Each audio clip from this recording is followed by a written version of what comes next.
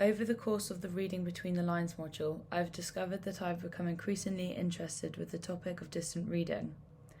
I think that this is due to how relevant it is in today's technological society, and I've become curious of the future using digital tools ethically in research. Today I would love to summarise the elements within this.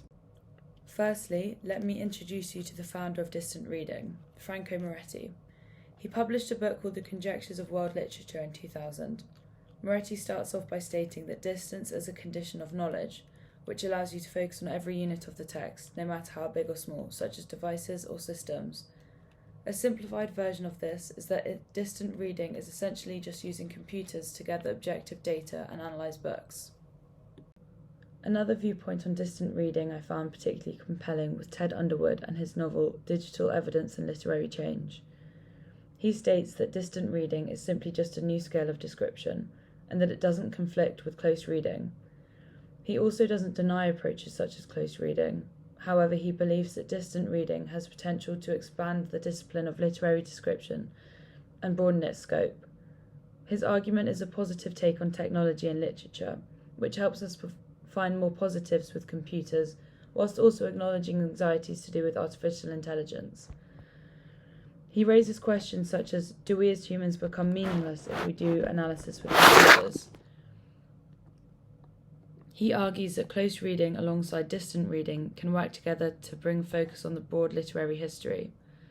And he also states that distant reading has potential to expand its discipline. Whilst he also brings awareness that not all positives come out of this, and that we need to be aware of the quality of the output that we produce.